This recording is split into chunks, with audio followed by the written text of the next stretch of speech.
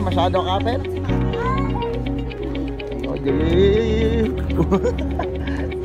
Hefty, kakain na.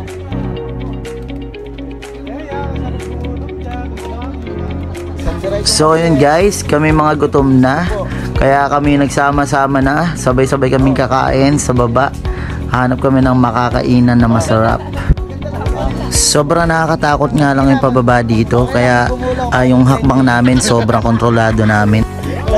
Kaya doble ingat kami sa bawat hakbang namin. Kasi isang mali mo lang dito, hospital agad ang kalalabasan mo. Pero para sa amin, yung aming tinuluyan dito is recommendable talaga. Sobrang ganda, tapos malapit pa sa lahat. Sa Palengke, sa Burnham, sa Session Road, walking distance lang. Parang adventure to, Dora the Explorer ang dati. Ayan, pinagtitinginan nga rin kami dito ng mga tao, yung mga nasa likod namin, yung mga nakasalubong namin. Alam na alam nilang hindi kami tiga rito. Kasi nga, yung paglalakad namin, halatang hindi kami sanay. Ayan, yung anak ko nawawala pa sa paglalakad, nanggigilid pa. Ayan, kapit muna sa matatag, ayan, kapit sila sa bakal para sa safety na rin. Ngayon ko lang napagtanto, yung mga kasama ko pala, parang si Spider-Man. Napakagagaling kumapit. Ay tingnan nyo, kitang kita sila Mama Cool, si Maring Abno, si Renza na nakahawak sa back.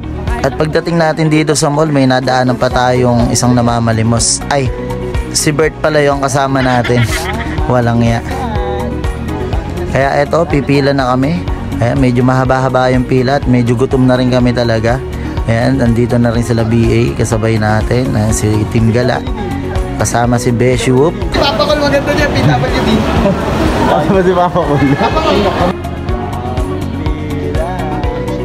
Jokean na nga namin si Papa Col na pumila na magpanggap na siyang senior. At sabi nga na rin, senior naman na talaga daw si Papa Col. Ayun, so eto na. Eto na yung time para umorder. Malapit na tayo, nauna sa atin si Bert. Wala pa rin naman kasing pwesto at punong-puno rin dito talaga. Eto si Maring Abno, inip na rin at nagugutom na yan. Habang sila BA magkakainan na. At syempre hindi mawawala kay BA Vlogs ang First Bite. At nung natapos na nga kaming kumain, dumiretso kami sa palengke para bumili ng aming mga kakainin sa hapunan at umagahan namin. Ayan, may mga kikiam, fishball, mantika.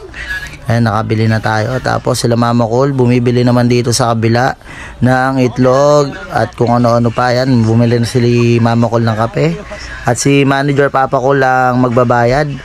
Ayan, kumukuha na naman another sharings at totoma raw sila. Ayan, sila Renz. Ayan, share daw para sa Gin Bilog. Alright. At ang sabi ko nga, si Bert nakako ang paghawakin natin ng pambili. Siya na ang bahala dyan para makabili ng ating gin shembot. Kasi malamig dito sa Baguio, kaya kailangan natin magpainit. Mahirap, di matapang Malaki, saka malaki. May mantika na ba? Meron na. Si Mama Col, sobrang busy ng Mama Col nyo. So yun, lumipat tayo sa mga bilihan ng karne, manok at kung ano-ano pa.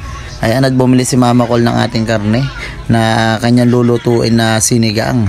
Sinigang na mabisa. Ayan, saktong-sakto sa klima dito. Sarap magsabaw. Ayan, so ito na nga, nakauwi na kami. Ito, semi-patay. Hindi na makahinga sa paglalakad.